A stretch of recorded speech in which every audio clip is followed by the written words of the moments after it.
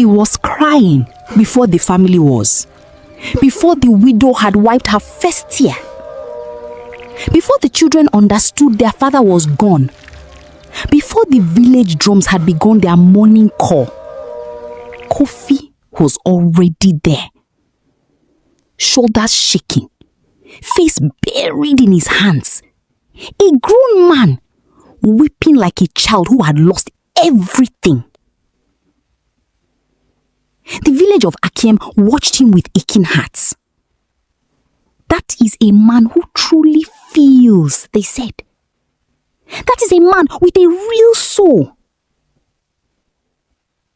And they were right. Kofi did feel. Every single time. But here is what no one in Akiem knew. Every single time, Kofi came back. Long after the last mourner had gone home. Long after the fire had died and the drums had gone silent. Long after the widow had cried herself to sleep. Kofi came back to the grave. Not to pray. Not to mourn. To take. Stay with me. Because what this man did, and why he did it, and how he was finally caught, is one of the most chilling stories ever passed down from our ancestors. And the ending? The ending will change how you look at the people around you forever. Kofi Mensah was not a rich man. He owned a small plot of land on the eastern edge of Akiem. A village of perhaps 300 souls nestled between two rivers in the forest country. He farmed yam. He kept a few chickens. He had no wife, no children, no status. What Kofi had was grief. Stay with me, because what this man did, and why he did it, and how he was finally caught, is one of the most chilling stories ever passed down from our ancestors. And the ending. The ending will change how you look at the people around you forever. Kofi Mensah was not a rich man. He owned a small plot of land on the eastern edge of Akiem, a village of perhaps 300 souls nestled between two rivers in the forest country. He farmed yam. He kept a few chickens. He had no wife, no children, no status. What Kofi had was grief. Not his own grief. Everyone's grief. It started the year he turned 30, when old Nana Oma, the woman who had taught half the village to read, died suddenly of a fever. Kofi had not been especially close to her. But on the morning of her burial, something opened inside him, and he wept. Loudly. Genuinely. In a way that made Nana Oma's own daughters look up from their sobbing and feel, somehow, less alone. Who is that man? Nana Oma's eldest daughter asked. Kofi, someone said. The farmer on the east side. He loved my mother. Everyone loves your mother.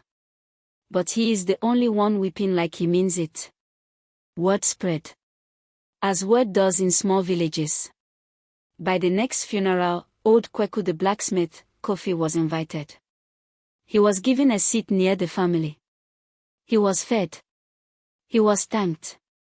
He wept, and the family wept harder because of him, and somehow that made them feel the loss was real, was witnessed, was not forgotten by the world. Kofi discovered something that year that most men never learn. Grief, performed with sincerity, is the most powerful currency in a village. It cost him nothing. It bought him everything.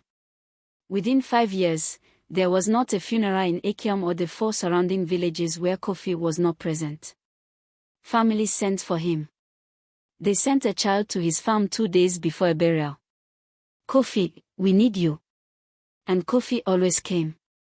He would arrive early, dressed in red and black, and he would sit with the family and ask about the dead. What did they love? What made them laugh?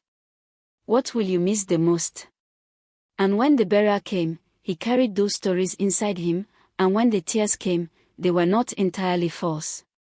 That was the terrible, complicated truth of Kofi Mensah. He genuinely grieved. And then he stole. Now, to understand what Kofi was stealing, you must understand what the people of Akyem believed about death. Death, in Akyem, was not an ending. It was a crossing. When a person died, their spirit did not simply vanish. It traveled through a long, dark passage between this world and the next, and that journey took time, and that journey required provisions. So the family of the dead would place offerings inside or near the grave. A coin, so the spirit could pay the ferryman at the river crossing. A small piece of cloth, so they would not arrive in the afterworld naked and shamed.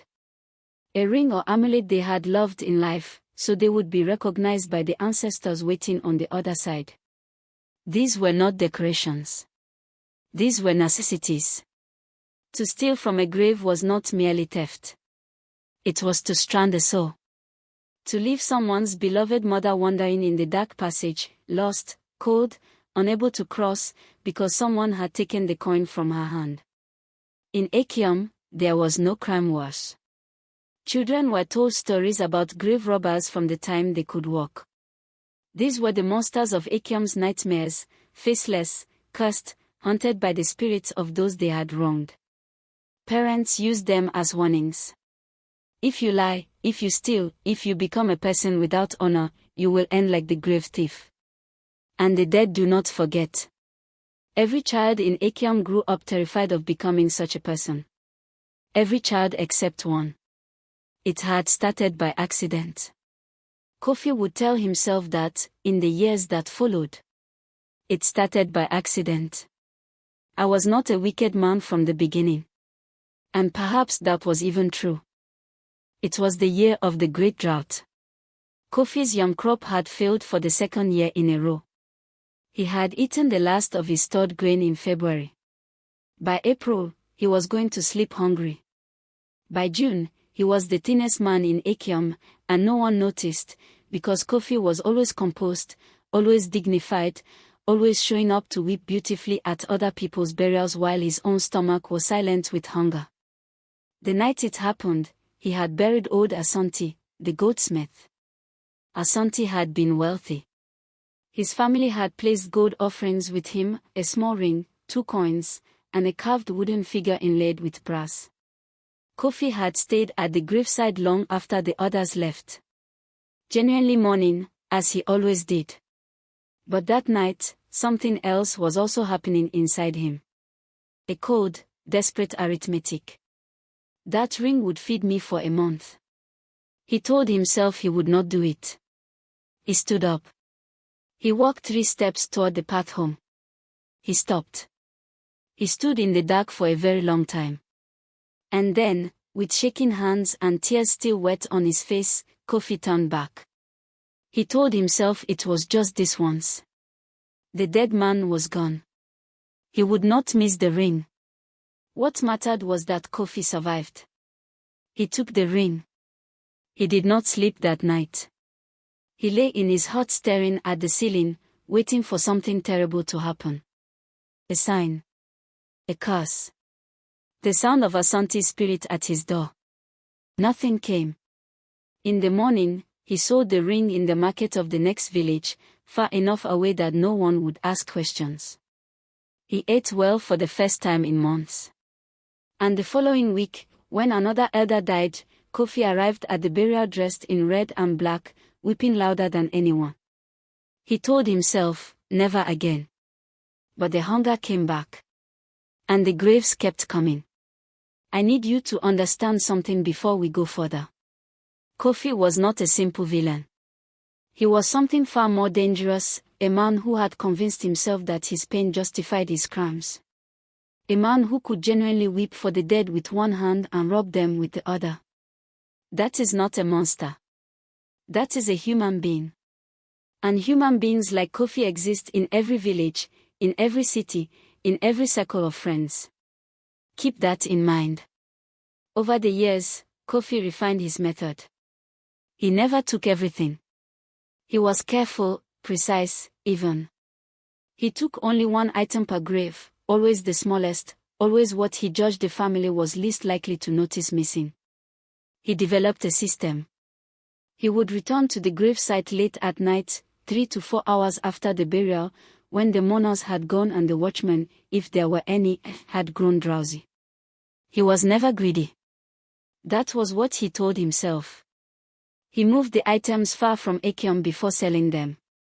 He spread them across 4 different markets in 4 different towns.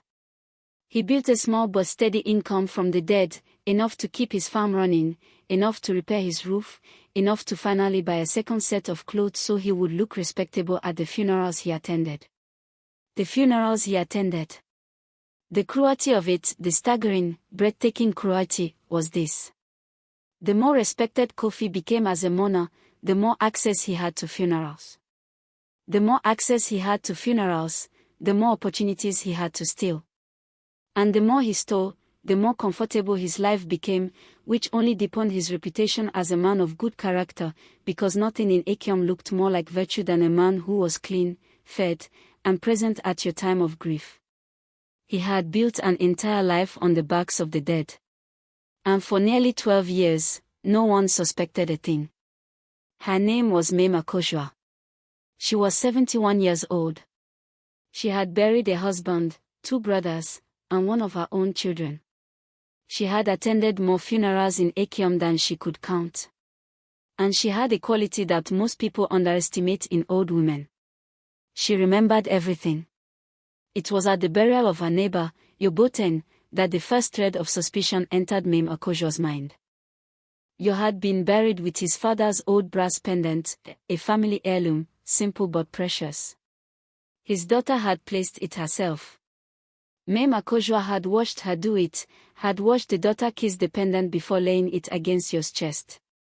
3 days later, the daughter came to Mema Koshua weeping, not from grief this time, but from confusion. Mama Akoshua, when they opened the grave for the 7th-day rites, the pendant was gone. Mema Koshua said nothing. She filed it away. 6 months later, at another burial, she noticed the same thing. A missing ring. Placed by the widow's own hands. Gone by the 7th-day ceremony. And then again. A coin. A carved figure. A piece of old cloth stamped with the family pattern. Always small. Always one item. Always after a burial that Kofi had attended. Mema Koshua was not a woman who made accusations lightly. She had lived long enough to know that accusation without proof was its own kind of crime. So she did not speak. She watched. She began attending the same funerals as Kofi. She watched his face. She watched his tears. She watched how long he stayed, and when he left, and whether she ever saw him on the path home at night. For months of watching. And then, on a cold night in the dry season, she saw him. Just a shape. Moving through the trees near old Kwame's burial grove. Quiet. Deliberate. Carrying something small in his left hand. Mema Koshua stood behind a tree in the dark and watched Kofi Mensah kneel at a freshly dug grave. She did not confront him. She walked home slowly, her heart hammering in her chest. And she began to plan. Mema Koshua went to the village council elder, Nana Poku, and she told him what she had seen. Not what she suspected. What she had seen. Nana Poku was quiet for a long time. Kofi Mensah, he said finally. Not a question. Almost like he was tasting the name. The one who weeps. Yes. If we accuse him and we are wrong, we destroy a good man. And if we say nothing and we are right, Mema Koshua said quietly, we destroy every soul he has already robbed. Nana Poku sat with that for a moment. set the trap, he said. They chose the burial of Omobodu, an old herbalist who had died peacefully in her sleep, loved by the whole village. Her family was told only that Nana Poku wished to honor her with a special offering. A small carved wooden bird, gilded with real gold leaf, placed prominently with Omobodu's body. Conspicuous. Beautiful. Impossible to miss. Kofi attended the burial. He wept. Of course he wept. He told Omobodu's granddaughters that their grandmother had once given him medicine when he was sick as a young man and had refused any payment. The granddaughters cried harder. They hugged him. Kofi stayed until the crowd thinned. Then he went home. That night, Nana Poku, Mema Kojua, and 4 members of the village council positioned themselves in the trees around Omobodu's grave. They had been there since sundown. They did not speak. They did not move. They waited. Midnight came. The forest was completely dark. And then, footsteps. Soft. Practiced. The footsteps of someone who had done this many, many times. The figure approached the grave. Knelt. The moonlight caught his face for just a moment. Kofi. He reached into the burial mound with both hands. Slow. Careful.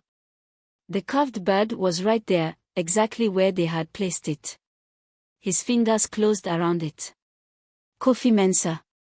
The voice came from the dark like a stone dropping into still water. Kofi froze. He did not run. He could not run. His legs had turned to clay. The torches came alive one by one, surrounding him, and in the light, he saw their faces. Nana Poku. Mema Kojua. The council. The witnesses. He looked down at the carved bird in his hand. And Kofi Mensah, the man who had wept at every funeral in Akyem for 12 years, began to cry. But this time, no one believed him. They brought him before the full village at dawn. The news had spread through Akyem like fire through dry grass. By the time the sun rose, every man, woman, and child was gathered in the center of the village. Mothers held their children. Old men shook their heads. The families of the dead, all the dead, stood in the crowd with expressions ranging from confusion to devastation to a cold, terrible fury. Nana Poku spoke first. He laid out what they knew. The missing items. The 12 years. The pattern. The trap. The wooden bird. He spoke without drama, without embellishment, simply stating facts one by one like stones being set into a wall. When he finished, the silence was absolute. Kofi Mensah, Nana Poku said. Do you deny this? Kofi stood in the center of the circle. He had not slept. His eyes were red. His hands would not stop shaking. He looked at the faces around him. The widow of Asante the goldsmith, the first man he had robbed. The daughter of Yoboten. The granddaughters of Omobodu, who had hugged him just yesterday. No, he said. One word. And the crowd erupted. It took Nana Poku several minutes to restore quiet. Why, the eldest son of Old Kwame called out from the crowd. My father, why did you do it? He never wronged you. None of them wronged you. Kofi opened his mouth. Closed it. Opened it again.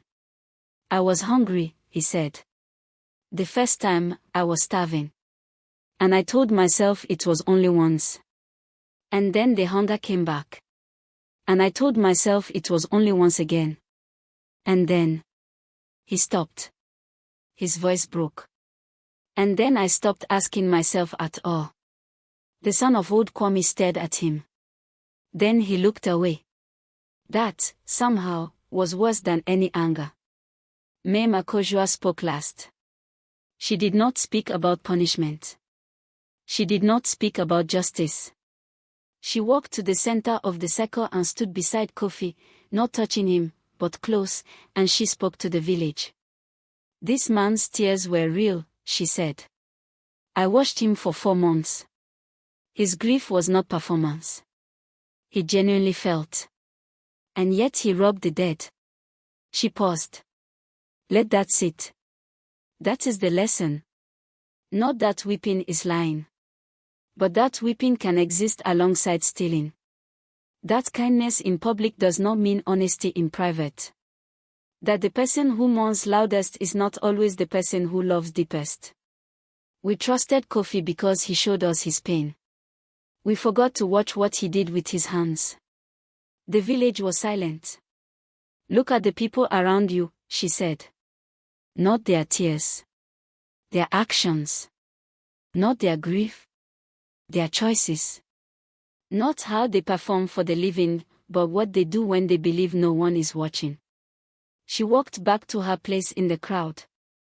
The judgment that followed was swift and old, a punishment not of violence, but of banishment and spiritual restoration.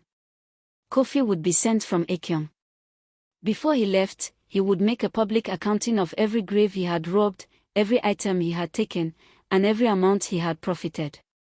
Each family would be compensated from the small wealth he had accumulated. Ceremonies would be held for every soul he had wronged, to call back the spirits, to return what had been taken, to repair the passage so the dead could finally cross. Kofi agreed to everything. As they led him out of the circle, he turned once. Not to speak. Not to ask for forgiveness. He simply turned and looked at the village he had known his entire life, the trees, the market square, the burial grove at the edge of the forest. And he wept. No one moved. Because no one knew anymore whether the tears were real. And perhaps that was the most terrible part of all. Our ancestors said this. Not all who mourn love the dead. Some weep to be trusted by the living. In every generation, in every village, in every city, there is a Kofi. A person whose warmth is genuine, whose tears are real, and whose hands are in your pocket while your eyes are full. The lesson is not to stop trusting people. The lesson is to watch the whole person. Not who they are at the funeral. But who they are at midnight. Not how they treat you when the village is watching. But what they do when the torches go out. The dead cannot speak. So it falls to the living to pay attention. If this story shook something in you, share it with someone who needs to hear it. And if you want more tales from our ancestors, the ones that kept people awake at night for good reason, subscribe. Because the old stories are not just old. They are warning letters. And they were written for exactly this moment.